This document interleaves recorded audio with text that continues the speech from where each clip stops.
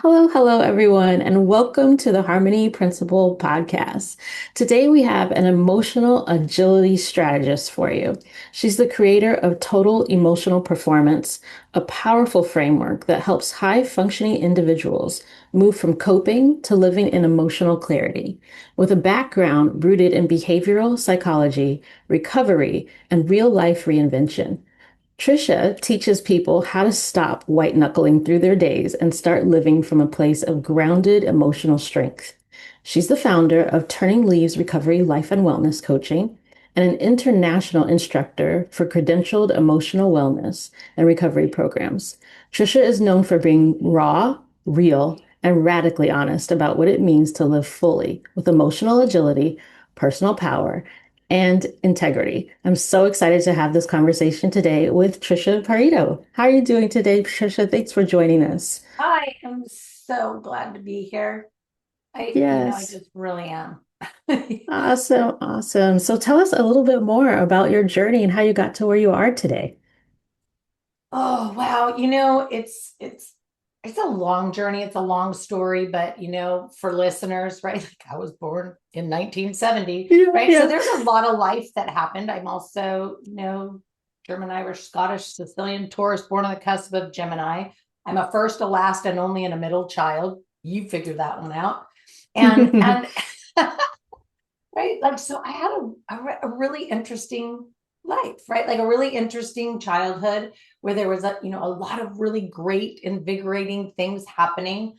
And then I also, right, like had to sit in and move through a lot of traumatic events. I mean, as early as the age of 4, I witnessed my dad be struck by lightning, but I also endured, we'll say, my first inappropriate sexual assault. And so I had those things happening early on in life, and throughout, right? Like I had different seasons. But fast forward, um I got to a place in life where you know a physiological anxiety, right? Like just kind of took hold of my body. And again, fast forwarding through all of this stuff, I was a daily Coors Light drinker, whatever, right? Like, and had done a lot of work on, controlling a lot of things in my life because control and perfectionism were big for me. I was reading, writing, doing arithmetic, and playing chess by the age of 4. Like I was always in a hurry to grow up. Anyway, I developed a physiological level of anxiety. And so my doctor had prescribed Xanax, knowing that, I was a daily drinker. And the synergistic effects of that, of the benzodiazepines for the anxiety and the daily alcohol just created a physiological addiction. So, as the control perfectionist, right, like it was not okay for me. And so I was like, I dove into a program for myself, because I did have a history of eating disorders. So I went to a program that was, one for detoxification, but also dual diagnosis, eating disorder, chemical addiction, because at that time that's what we knew, right? Like you go to standardized treatment regardless of your level of severity. I mean, I checked myself into detox sober, so right, because it's what you do, it's what you think you're supposed to do. And I did my 30-day program, and then the discharge plan was find yourself a home group with AA and see a therapist once a week. And I was like, I had already in my life processed all the traumatic events. I mean, I have an amazing marriage. We have amazing children, a good life, right? Like a good life. I'm like, this doesn't speak to me, right? Like the standardized didn't speak to me. But so I went to school. I'm like, I'm just going to go figure out what happened to me. I needed to know. And so I dove in and started studying, right? The physiological effects of drugs and alcohol in the body. Anyway, again, fast forward, I worked in every level of addiction treatment after, getting my drug and alcohol credentialing, but also my psych degree in process behavioral and chemical addiction, right? Focus and and an array of other credentials. But so I worked in every level, and none of it really sat for me. And what I saw that was missing, what was missing for me, which was more of that in your life assertive, right? Like we'll call it a continuum of care, where you go, now what's next, right? Like I've decided to make this big life change, but how do I take, well, in my case, right, how do I take those psychological practices and incorporate them into my life? There's nobody there to teach you how to use the locus of control theory. There's nowhere to, so I started doing that. So I created a practice, and it just kind of has grown and unfolded over the last 13 years into what it is today. And where I teach people how to, because what was important for me, I mean, we have our adult daughter is a cancer survivor, our oldest daughter, I should say. And we just experienced a lot of things that it was like, how do you handle this big, heavy emotional thing? And there's a world out there that's just coping. Everybody's looking for coping. And it's, coping strategies and skills are good to have, but it's not so that you don't experience the heart. We're meant to, right? We're meant to experience living, not cope our way through it. Right. So that's what I teach people, is kind of how to sit in and move through life, the good, the bad, the ugly, the indifferent, the whatever it throws at you, sit in and move through it in a way that, allows you to stay true to yourself, right? Like in harmony for today's conversation. Anyway, like I said, I could talk for hours about my story. I am not a spring chicken, and I've lived a lot of life. I love that. I love that. Definitely, we do have I guess you could say what is the word? I've lost it, but a system of coping, a lot of copium going on, and a lot of hiding and burying feelings and emotions and things like that as well. And it's like we have emotions for a reason. Let's learn how to feel through them, use them for their benefits, and move forward. So I love that you help people to actually be able to experience life instead of just coping with life. So. Yeah, it is. It's really, and I'm an observer by nature, and so when you look around you, right? Like we have this feeling that quote unquote we need to have it all together, right? We need to appear to have it all together, like everything has to be tidy and peaceful and symmetrical, but real harmony, if you will, right? It's not always calm. And what it really is a trueness, right? Like it's a trueness, and it's when what's going on inside of us is aligned with how we're showing up, right? It's you got to look at, how do I want to see myself experiencing living? But it can't be a facade. Like if you walk out the door with a costume on, and it's not what matches going on inside, like there's discrepancy there, there's disconnection there. So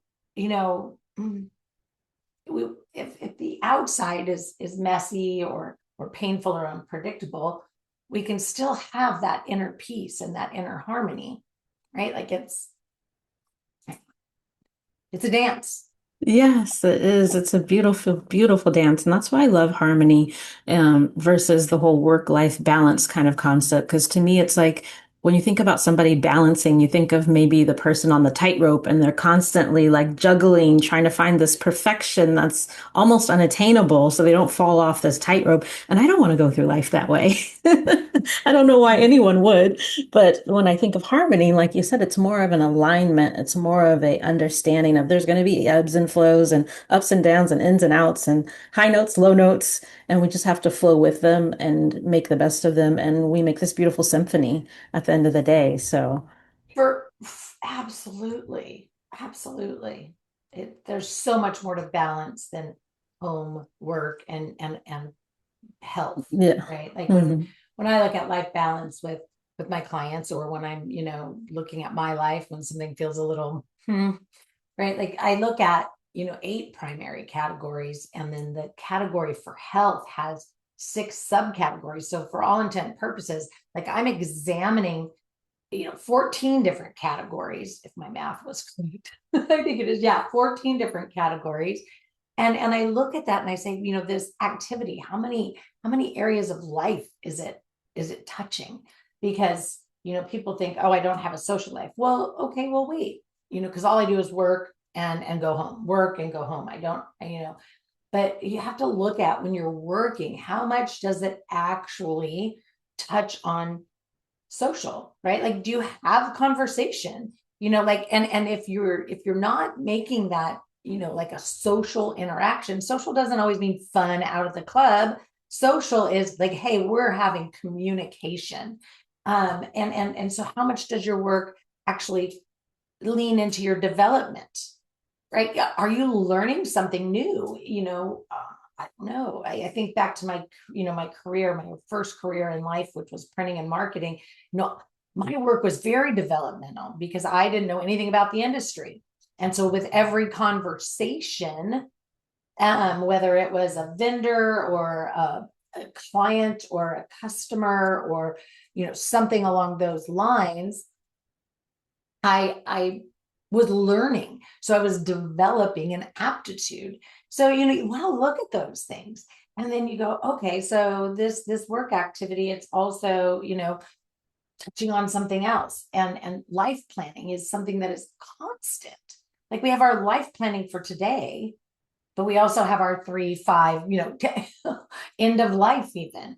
And so I think it's just more of and I'm very much into energetic systems, right? So for me, boundaries aren't at all what everybody else thinks of them as hard, fast stops. Those are limits and limitations by definition, if you look them up. Anyway, I'm very much into energy. So when I'm thinking about balance, life balance, it's very much a flow and everything being, well, in harmony. Yeah, definitely. Because if you have those more rigid systems, it's a little harder for us to move through life and grow through life. Because, like, I always like to talk to people when we're talking about health and food and diets. Hopefully, you're not eating the same thing you were eating when you were a baby. So, we've changed. We're going to keep changing. So, trying to get this rigid, oh, I finally figured out work-life balance and I'm going to spend this much time here and that much time there. And it's going to be perfect. I think that's just kind of, I don't get it. Yeah. But Well, that's so that when it, perfectionism, right? Like digging the yeah, heels that's in. that perfectionism. Yes, trying to put everything in the calendar. I know you probably remember the day planners back in the day. I was an avid day planner user. Had little half-hour increments that you could write things down in that you're going to do. How many of us actually did those things on those half-hour increments, though? I don't know. I like my Google Calendar because I can move them. Yeah, Pull yeah, it over yeah, here. yeah. Pull Nope, that not over today. there. Not Nope, today. today. Nope, Hmm. not today. Because there's that Yeah. pressure to perform also. Yeah, yeah. So when it comes to like our emotions, well, to take us back to where we were in the beginning, what does emotional harmony actually look like in the real life, and how do we know when we have it? Well, I'm going to stay with me, right? I Hmm. mean, I've been living this journey with me, for me, and of course for everybody else in my life, and then my clients for quite some time. So, like for me, emotional harmony really looks like consistency, right? Not that perfection, right? Like it means I can experience a really rough day. I can experience a disappointment, a trigger, a prompting event, and still stay really anchored, right? Like anchored in who I am as a human, as a being, right? It's again that it's when that inner world and the outer world aren't at war with each other. It's important to me, right, that my values match my actions, and my boundaries match my beliefs, right? Again, my boundaries, my limits, my limitations, they have to match my values and my beliefs. And so when you get out of alignment, like I was talking, right? Like I take a look all the time, like, oh, something, things are off. So when you get out of alignment, you you can, slide right back in, because, again, we're all human. So you recognize it quickly, and then have the skills that allow you to recalibrate without all of that spiraling that goes on. So I don't know, to turn it right, like something that I ask my clients is, hey, if your inner experience was was a broadcast, right? Like if you were broadcasting your life, like, hey, here I am, right? If you're doing it out loud, I want you to always ask yourself, would it match how you're presenting yourself to the world, right? Like if what you're saying, right, does it match your inner and your outer? Do they match? And that question, being able to answer that, right, is a pretty big game changer for most of them. And I'm sure, right, like you've seen or experienced yourself, and maybe I'm wrong, but a moment when you've gone, something looked harmonious from the outside, but it just isn't sitting right for me today, right? Like it Yeah. sounded great, but You're like, this is not what we're doing today. Let's realign, recalibrate, rethink this. Yeah. Kind of think of it like if you had like a sandwich and it's, I don't know, a turkey ham sandwich or something, but it's in a wrapper that says it's a peanut butter and jelly sandwich. That just doesn't work. That's not going to work at all. We need to put the right no, wrapper with the right sandwich. yeah, yeah. So that it'll make sense and in that it can do what it's trying to do in the world, whatever sustenance it's trying to provide, it can actually do that. Because the person looking for the turkey sandwich and the person looking for the peanut butter jelly sandwich are two different people. So we need to try to be able to lean into that and align ourselves with what's actually going on inside. So yeah, I really love that you put it that way and expressed it that way. And I just recently had a great conversation with another lady about happiness. And so it kind of reminds me of that whole thing about how happiness is actually an inside game and something that you practice, not a destination. So we practice happiness, and that's part of that alignment of having that set point already within you that you can lean into when you need to. And she was talking about some of the happiest days for her being like when her father passed away, and this picture that she had where she's just smiling so joyously with her son because, they're remembering and they're laughing and they're having a good time. Because you can even be happy in those moments that most of us say have to be so sad and down. You have to act this certain way. You have to put on this facade, this outside wrapper that may not fit how you're feeling inside, and vice versa. Sometimes, sometimes situations like that, it's just, and maybe it's not even full happiness, but relief. Definitely. Especially if you have someone that a loved one that's suffering and you're like, oh, their suffering is finally gone. I'm so happy for them that they can not have to Yeah. deal with that anymore or things like that. Definitely Mm-hmm. can be a mismatch sometimes. But yeah.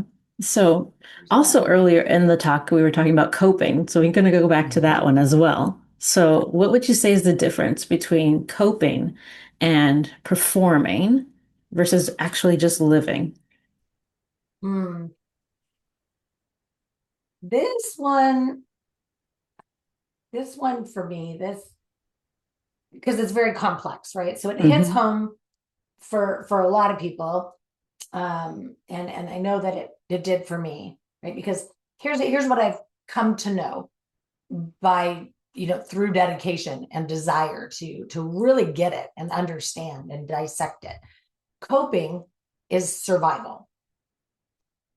Performing, right? When we perform, that's a protection. And living is permission. So coping and performing are skills that we get to develop, right? And we utilize them just to get through life.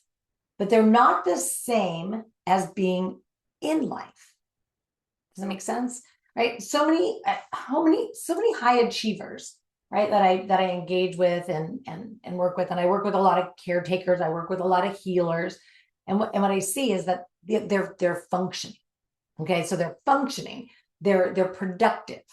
They're quote unquote fine, but they're they're also exhausted, and they're, believe it or not, quite disconnected, and they're running on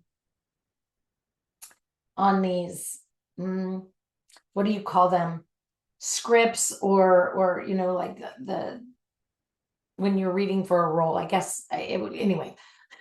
They're reading a script that somebody else wrote and gave it to them to read. So they're emotionally malnourished. They're not being fed properly. And so when we look at what living means, living is experiencing, right? It's experiencing you, not just the parts that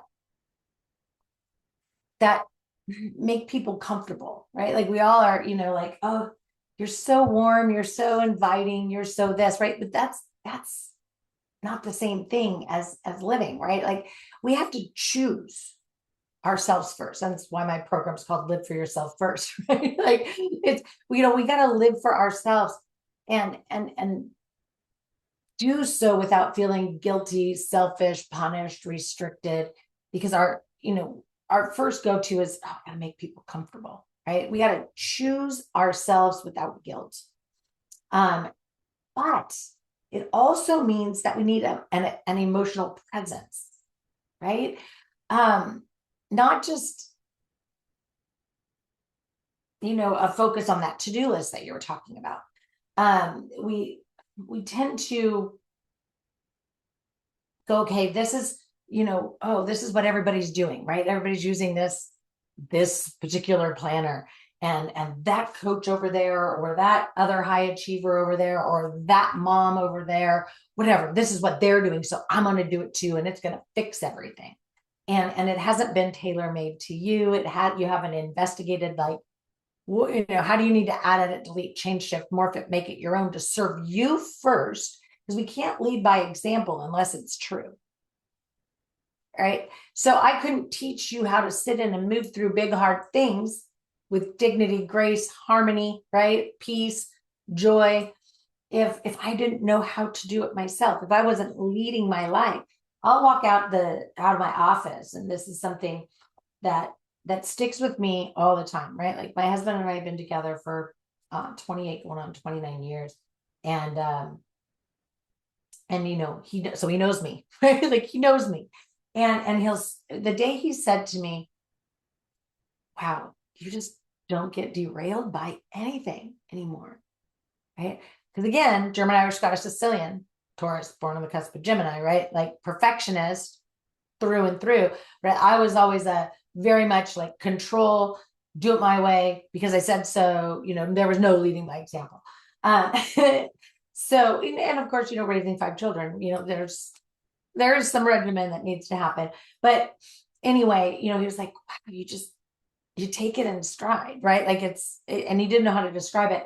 And now, I hear him talking to people, and he's like, my wife, wakes up in the morning, singing a song, and she comes out of her office at the end of the day, right? Like doing a dance, and she's just raring to engage in the world. And it's very purposeful, right? I do it with purpose, because what's going on here in this space has nothing to do with going on out there. So why would I carry anything from here into there? So, it's that emotional presence. It's not just the to-do list, like, okay, I can't do anything unless, I have a lot of clients that they'll tell me, I can't, everything has to get done or I can't sleep. And I'm like, well, that's the story you're telling yourself, right? Like, it's not true, right? Like the dishes will be there in the morning, go to bed, right? Like it's not hurt. Anyway, so we have to quit trying to be something and live, experience living. Yeah, that's very, very true, especially when you're talking about that whole high achieving personality and the caretakers and the moms and that exhaustion from trying to be everything for everyone else based on what we believe they need us to be or what we believe they want us to be. Like you were saying, the script or the programming, that preconditioning from whoever it is that we got it from, whether it is a parent or a friend or a TV show or a book we read. We don't even know where some of the programming came in at, but we internalize it and then we try to act it out in real life, not realizing that we're not living our own lives. We're not being our own true selves. And we do need to drop some of those things. Like it's not necessary. Like you said, the dishes, they can wait. It won't be the end of the world. As long as you wash them eventually. Like don't leave them there forever. We do want you to clean up your house, but if you need rest, get some rest. If you need to go do something else that's more important or more valuable to you, go do that. No one's gonna die, I promise. Well, No here's one's my gonna favorite die. one, and I'm just going to toss it in here, right? Yeah, Like yeah. during the pandemic, um, and you know what, that period, right, where it would go, oh, the kids could come back to school. Oh, oops, no, they can't. Oh, they can come back to school. Oh, no, they can't. So my at-home mompreneurs, right? Like this is what I'd hear. They'd get like super frustrated. They'd be spiraling because I can't go to my 6 a.m. spin class. And my response to them is, well, is that the only one scheduled for today? Right? Like it's okay, right? To incorporate a little emotional agility there, right? And go at 6 p.m. when your spouse is home. It's just changing the flow of your day. Well, I'm like, you're creating the negative, right? Like you don't need, this is where behavioral addiction really kicks in. It's like, I got to have this at this specific time because if I don't, everything else is going to just be bad. And it's like, well, no, it doesn't have to be, right? Like, so, you just adjust and you do something else in that time period and you do that exercise then, right? Or if you really feel like you got to work out, right? Like run up and down your stairs. I don't know, right? But anyway, Exactly. Yeah. again, it's all that control, right? Perfection. hmm Like I say, do some calf raises or squats at your desk. It's okay. No one's going to judge you. Uh, Especially if you're working at home. No one's going to judge you.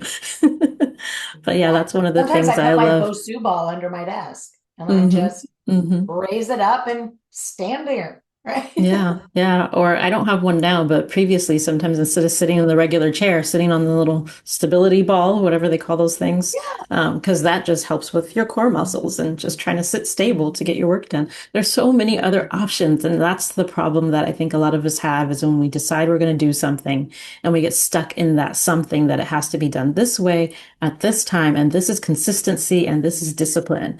And I'm always trying to help, especially women, realize that consistency can look very different. It does not have to be doing the exact same thing at the exact same time every single day. Consistency just means that you have that commitment to continue along the road of that process. And it may be different from week to week. It may be different from this season to the next because we are growing and changing and life is not stagnant. So, What would that be? Right? Like, yeah. yeah, yeah. So, what would be another way that we can kind of reframe that control, um, and maybe even chaos or our emotional overwhelm so that these are signals or personal data, not failure, because I didn't go to the spin class at 6 a.m. How do we reframe that? How do you work through that with your clients? Well, just to go back to the A word, right? Like I always say, control is the addiction we don't talk about. Um, because we grip so hard because we're literally afraid of what happens, right? Like if we let go, right? What might happen to my body, right? Like if I don't get to spin class, whatever it is.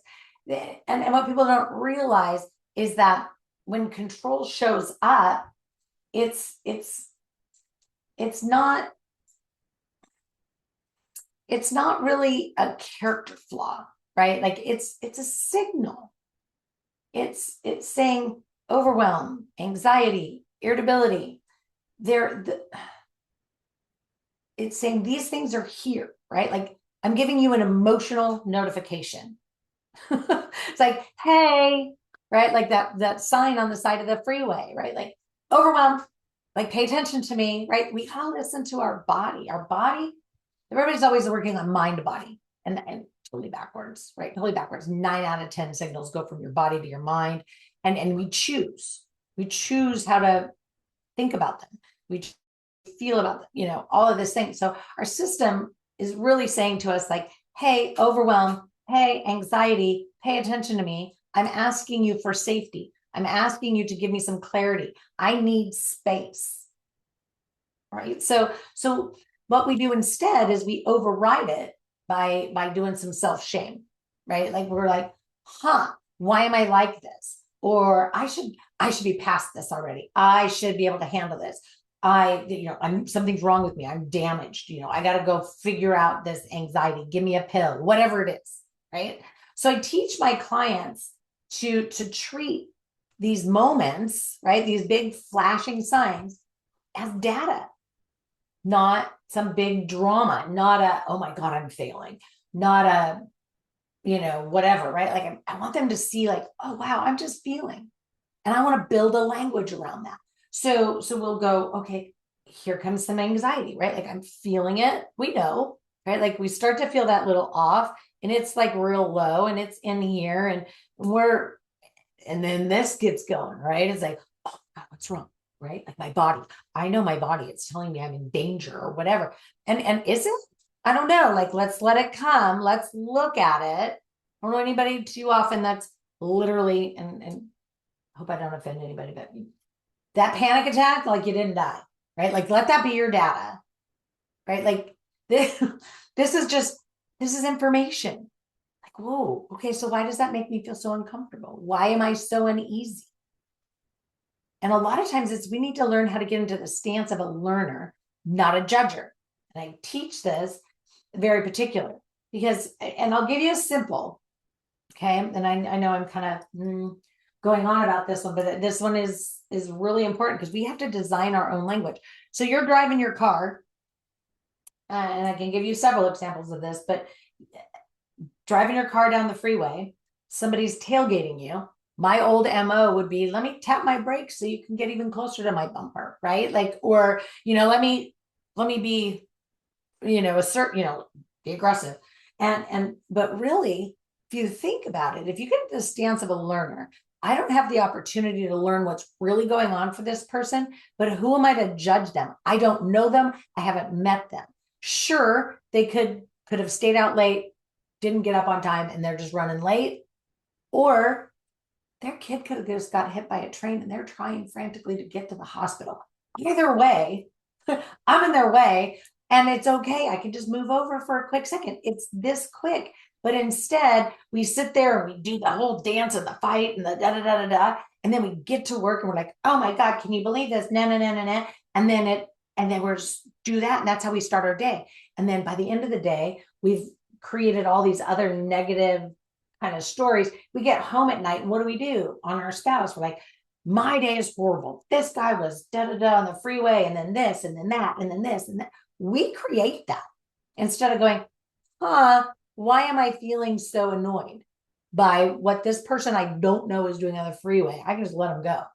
Boom, a second. Like you choose your reality. You choose how you experience living. It's your life. It gets to look, feel, be however you want it to. You get to choose. That's my life motto. Anyway, so, and then there's the judger, right? Somebody turns left in front of you. If you ever accidentally cut in front of somebody, I know I have, because you're not paying attention or you're not truly present, you're sidetracked or you don't know where you're going. Sure, we all do it, but we don't judge ourselves. We judge them when they do it to us. And I was like, come on. So anyway, right? Like we gotta let ourselves feel and build the language around it that we want to see ourselves experiencing. And I could, go into the rest of that, but I won't.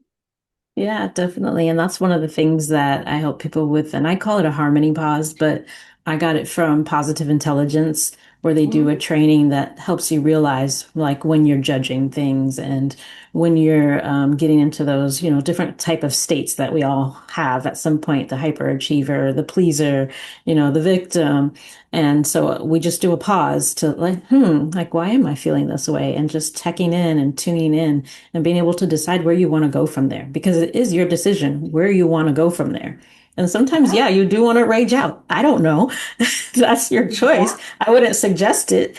Depends on the situation. Maybe sometimes you do need to. But for the Yeah. most part, 100%.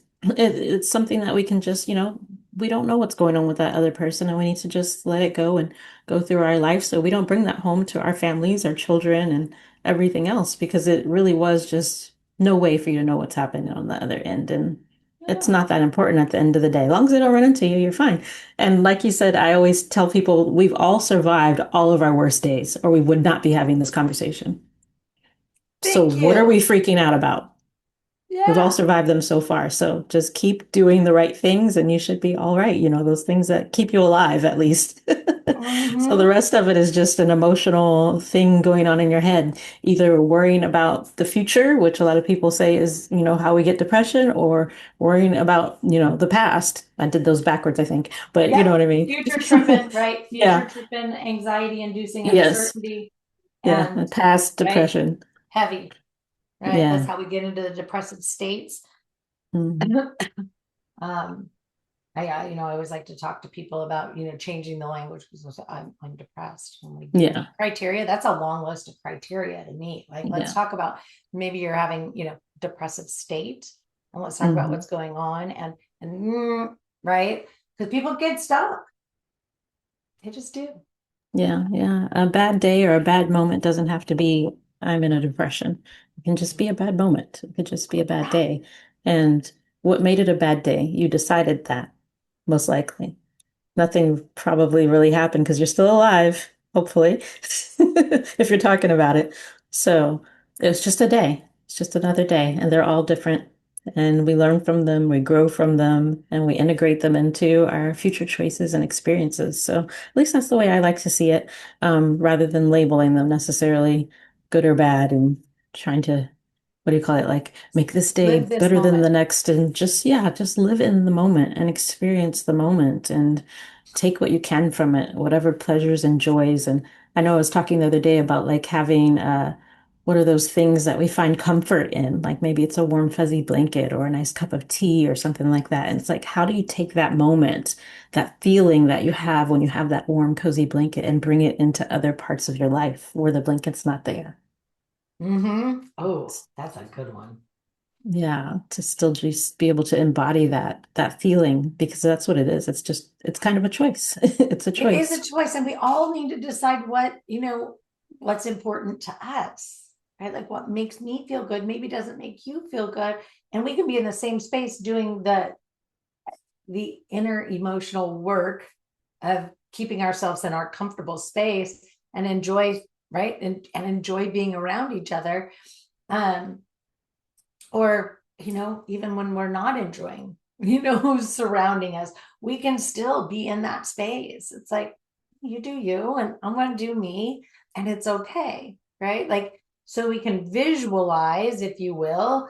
I have a few different strategies that we use, but I like for things to be cognitive, like, because you're driving your car or you're at Disneyland or you're at the grocery store, you can't always just, drop down into downward dog or sit on the floor and do a meditation. You've got to have like a cognitive way to to get yourself centered and grounded in that moment so you can stay in connection with your values, right? With your desire for how you want to experience living. And so I call it my, core non-physical feeling check-in. And it, just a few quick little questions you ask yourself, right? That allow you to keep things that don't belong to you out there, like how much of this is for me or about me.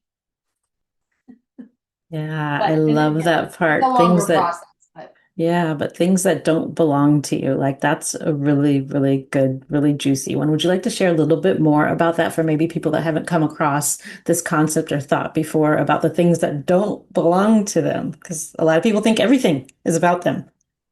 Yeah, and I think, for the listeners, because everybody knows, Mel Robbins, let them, right? Like this is the locus of control, right? This is the locus of control theory, and this is ways for us um, to to incorporate in our life. She does it different than I do, but in simplicity, um, you know, because again, a large part of my work has been with people with process behavioral chemical addiction. So we have to look at, you know, what am I relying on outside of me to bring me peace, joy, comfort, relief, value, validity, worthiness, right? Insert any people pleasing codependent, right? Like I need the thumbs up, or the perfectionist, right? Like I need the thumbs up, I need to go viral. That's external, right? Anything that you get, like as far as a reward from social media, that's living in an external locus of control, right? I put stuff on the internet, I could care less, right? What happens to it, after that. Anyway, so, but then the same comes true about other people's words, so if I let somebody else's words, even if they're talking about me to me, right? If I let their words penetrate my soul, and this one's a hard one, right? Like we all always need to, sometimes, especially with our closest relationships, we have to stay in tune because we're comfortable.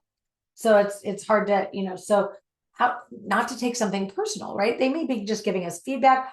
Perhaps we didn't understand, right? Like that's their thought, that's their feeling, that's their emotion, that's their opinion, that's their belief, that's their need in this time and space. What are mine, and how do we need to communicate to either allow each other to have their own compromise, whatever, but it doesn't have to penetrate my soul. Um, so we don't want things outside of us, people, places, things, right? So environments, um, people out in society, and things, food, right? Food, alcohol, the Amazon shopping cart. Right? Like we don't want those things to give us anything on an emotional level. We need to give it to ourselves. I don't need somebody else to feel valid and validated in the work that I do. I don't need my clients to tell me, "Oh my God, you're the best thing since sliced bread," right? What I need is to see that the things that I teach them are serving them in their life. It has nothing to do with, see the separation. My part is my part, their part is their part, and the two don't, right? They don't collide. It's something that I teach the practitioners, that I teach, train, mentor, right? Like I teach them that level of practitioner's EQ so that when they're listening to their client, who ultimately is usually somebody, right, that resembles their life in whatever hard they decided to climb out of, right? My practice is that. So you have to learn how to sit in front of that person and not let their story trigger, prompt, hurt you, anything, and still be empathetic. So it's a dance, right? But so you have your internal locus of control and your external, and you have to know how to utilize that. And that's where my energy system or my boundary system comes to play. Did I answer your question? Yeah, I believe so, definitely. Um, and if you didn't, you answered another great question, so we're not going to worry about that. I think I got the answer I was looking for, but when you talk about energetic boundaries, is there a way that you can maybe explain that a little bit more for the listeners also? Because I know there's so much going on these days with, the younger kids and the boundaries and cutting off their parents and all these demarcations and lines drawn in the sand. And it just seems like a lot. It's a little exhausting, Yeah, it's but very exhausting, especially that, "Oh, you hurt my feelings, I'm cutting you off, like peace out," right? Like, oh, hmm there's hmm this whole new generation that's like, you know what, I'm divorcing my parents, or whatever, right? Like cancel, I'm canceling you because, whatever. Anyway, so I teach boundaries in a different way. And I've only heard one other person, teach them this way. And it's, she, gosh, way back in the day, right? Like I read an article she wrote and it was just, a little blog, but the concept resonated for me. And of course, then I took it and I added, edited, deleted it to serve me. And now it's become my practice. But so our boundaries, right? Like, so if we think about this, so I want everybody to visualize, okay, boundaries are not hard, fast, rigid, immovable things. Okay.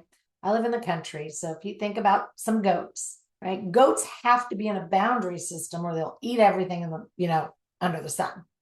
So, but they also, right, their boundaries, their system, their thing where they get their eating, that has to be movable. It has to be reshapeable. Sometimes over here, it might need to be a rectangle between trees, a triangle over here, an oval over here, right? And because it can't be so hard, rigid, it's just here, they'd starve, right? Like they're going to eat that and be done.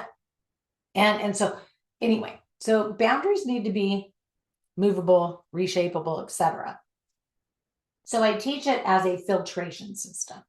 And so we have our internal, our external, our temporal, which is the emotional and the time, etc. And then we have our environment, our environmental, and that's, where am I, right? Like not how much trash you recycle, right? Like, this is, where am I? People, places, things.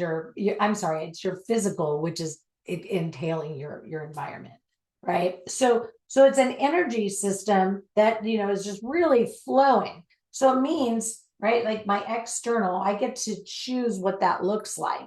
And so most people think, oh, my boundaries, I need stronger boundaries.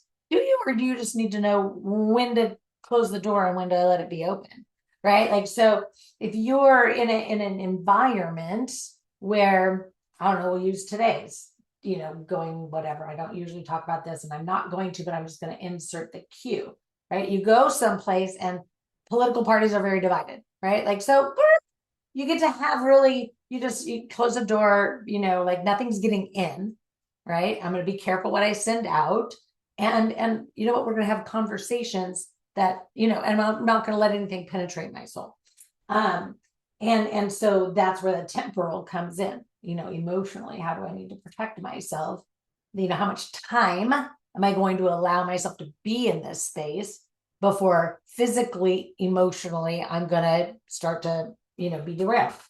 So there's ways for you to filter that and how strong, or, it could be totally opaque. It could be wide open, like, a big window with no screen. And so we really work on, like how often does that need to ebb and flow? But, we need to be able to keep things outside, like, that belongs to them.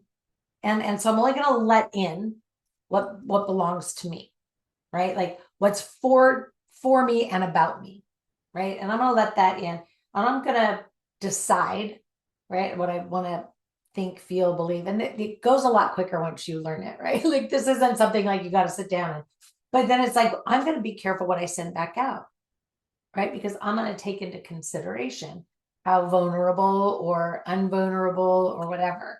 I'm also going to think, okay, how can I do this without creating friction? So I'm going to be careful what I send out. And so this whole system is really working in harmony, but being backed by healthy limits and limitations, right? That might look like, I know I can hang out in this space. And for a lot of my clients, I use the first family barbecue after going sober, right? The first big family barbecue, right? So you're going to have limits and limitations. And so like we have a conversation. How long do you think you can hang out there before really feeling like I'm just going to pound and catch up, right? With cousin Bob, whatever.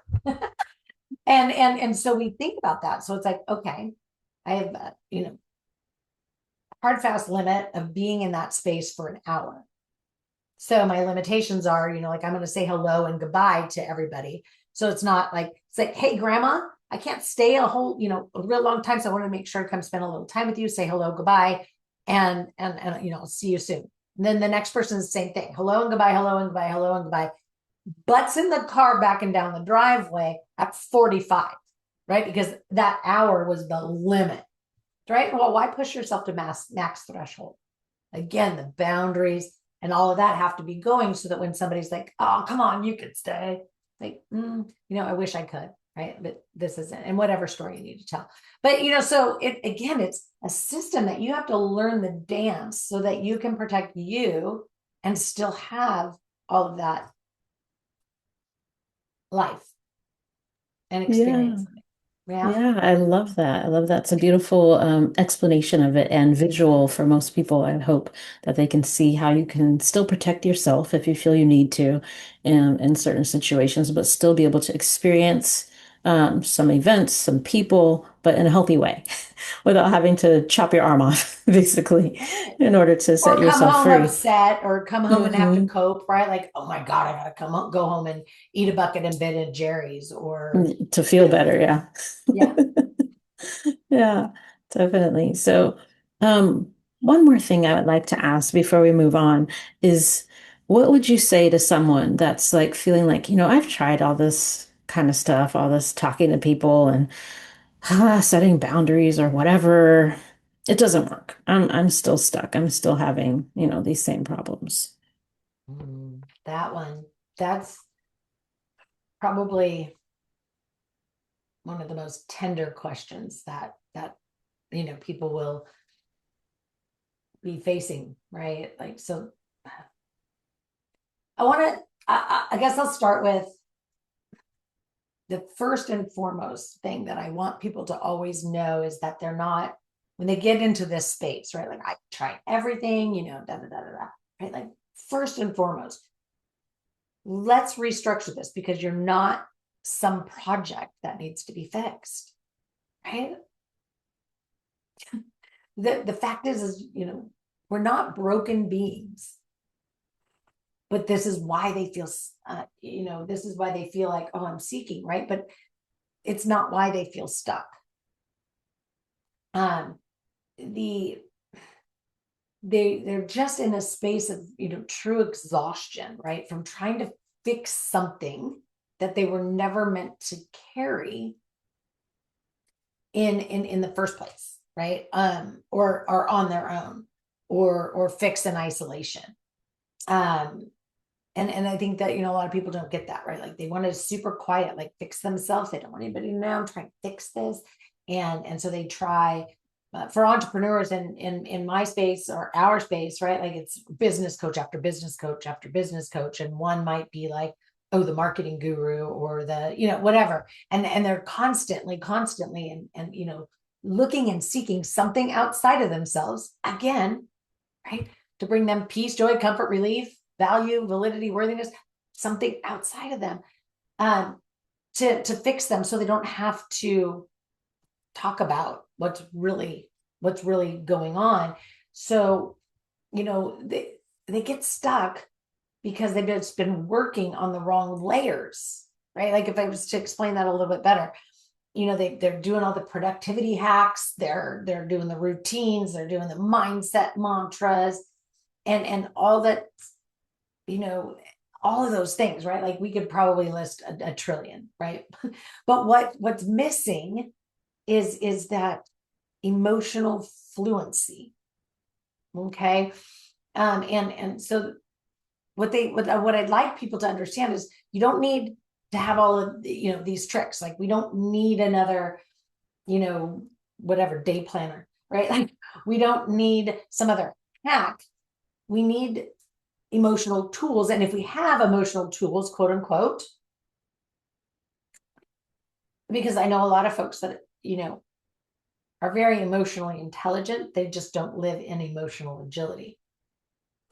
They don't live in a state of emotional agility. They're emotionally intelligent, but it's like, I have all this going on up here, but I don't know how to put it down on paper. Right. So we have a lot of people with high EQ who don't know how to actually utilize it in their life. Because if they did, they wouldn't still be seeking to have stronger boundaries. They would, right? All these things. So they need these emotional tools to become their own.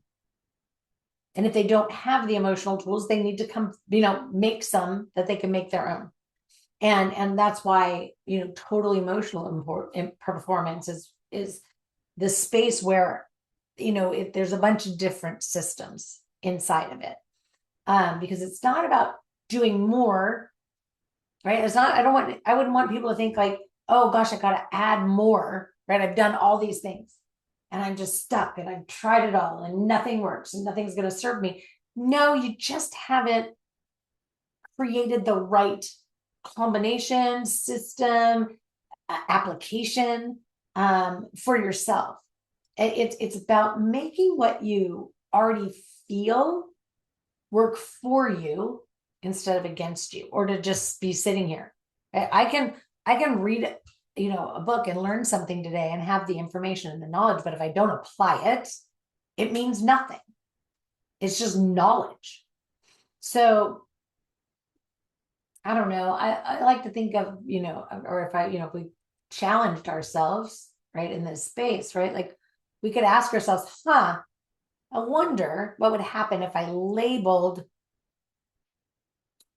what I call being stuck now something different. Maybe if I labeled it just silence before a shift, right? Like, oh, I'm in a state of pause before growth, right? I'm in a state of reflection before change. I don't know. Instead of telling yourself over and over again that I'm stuck, nothing works. And you mentioned that pause earlier. And I definitely teach the art of pause. And sometimes that pause is, just a long blink. I do them all the time. And I just was observing myself do that. And sometimes it's, a week. Sometimes it's like, hey, you know what? Like that sounds like a really great idea. I think I'd like to participate, but I'd like to sit with that for a little while. And it's not that I want to think about it, right? We got to be careful with how we articulate what we mean. I want to sit with this for a bit. How soon do you need my response? Or how soon do you need a response? And if they need it quick and you aren't feeling that, like I can totally appreciate that you need what you need for you, right? Again, external, internal, right? Like for me, God, I would hate to say yes and then sit in remorse or regret or to let you down in any way, right? Like, so I'll just pass. Anyway, so that art of pause is just really important. But so, if you quit telling yourself you're stuck and you restructure, reframe, and I do this with clients all the time on their should statements. I should this, I should that, I should. If they would only, I would be, right? Like, let's restructure that. Let's reframe that. Like, how do you prefer for that to feel inside when you have that thought? And we restructure that. And so we create such a different aspect. And sometimes it's really hard to describe, but it's about, I don't know. Maybe a good analogy or a reference would be, like I have my own spirituality. I have my own beliefs and they're mine. And I think yours are wonderful for you. And I think everybody, doesn't matter to me what your religion is, or if you're atheist or whatever your belief, if it is serving you in a positive, emotional, harmonious way, right? Like awesome, go live in that peace. Like please, the world will be better if we would all just do that instead of looking out and saying, let me judge you for that. Mhm. Yes, indeed. Yeah, it's about finding that energetic place that Yeah. works for you. And I love that reframe of not being stuck, but being in a pause, being in a moment of, recalibrating, being in a moment of, just sitting and listening and sitting with yourself. I haven't found my solution yet. Yeah, yeah. It doesn't have to be stuck. It doesn't have to be hard. It doesn't have to be all those words that keep you, in that position. So that's also energetic is how you're thinking about it, how you're labeling it, how you're presenting it to yourself and to others. So I really love that. And one final question. I think we might be over time. I don't know. I lost track with the timer, but Well, we um, did start a little late. yeah, yeah. Okay, great. So I would love to know what is something, Tricia, that you don't do anymore that you used to do or believe? I mean, yeah, that you used to believe was true that you don't believe is true anymore.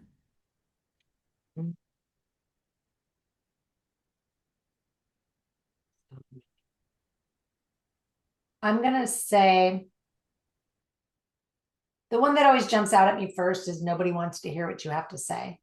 And so, I had that belief for a really long time. And I don't feel that way anymore. Perhaps there's a lot of people that don't want to hear what I have to say, and that's fine, right? But there are plenty out there that are starving for what I can give to them for themselves. I love that. I love that. A lot of people, I think, have that one too, even just in their normal daily life. They might not even be coaches or speakers or, help people in the way that we do, but they just silence themselves because they don't think their ideas are important. They don't think their thoughts are valid. And so being able to turn that around and realize that, yes, you do have value. Your thoughts are valuable. Your concepts are valuable. They need to show up in the world so that we can do what we can with them. And even if we got to mix them with somebody else's ideas to create magic, we can't do that if you don't let us know what your thoughts and ideas are. So Right. we do want to hear what you have to say. Definitely. So I love that. I love that you've definitely have decided to share with us what you have to say, or else we wouldn't be having this conversation right now. And I'd be sad not to. So I really appreciated having you here today on the Harmony Principle podcast. And I'd love to know for our viewers, how can they get in touch with you if they want more Trisha, more information, more I believe in connection? simplicity, right? If you're looking at the screen right now, the spelling of my name, first and last.com. Just smush them together, don't put a space, right? Like triciaparido.com. That's the easiest place. You can tap into things that I offer at Turning Leaves Recovery there. But you can also check out my total emotional performance. You can check out psychonutrition, all the things, teaching, training, credentialing opportunities, and elite coaching. It's all right there, but honestly, it's just the easiest place. I am always down for a good text message as long as you're not spamming me, like phone numbers at the top and my emails right there at the top. You can also book a chat, right? Like book a consultation. I'm cool, right? Like I'm down for that. As long as that intention is, pure in nature. Yeah. Yeah. Um, so that's the easiest way, right? Just triciaparido.com. I have fun. I call them fun, right? Like on my homepage, you'll find things like a coping audit, a habit audit, an emotional agility quiz, like things you can do there. I also have an app where you can join. It's completely free for the foundation level. And you can go in there and you can just listen to things. You can poke around, right? Some people don't like to just like jump in and have a conversation. So I'm an open book. I put a lot of my stuff out is out for free and it's just there. And you can check it out. Awesome, awesome. Well, again, thank you so much for being with us today for the Harmony Principle podcast. I've truly enjoyed this conversation, and we will put all that information down in the description and the show notes so people can click on it and get to you easily. And I think that's it, unless you had any last thing you wanted to share. No, Yeah, you're I just complete. I just hope that what, like somebody heard something that they needed to hear today, and it gave them a little bit more resolve Beautiful, in the direction beautiful. of the harmony and peace they're looking for. Yes, I love that. Definitely go in peace and in harmony. Thanks again Yeah. for joining us today, everyone. Have a beautiful day.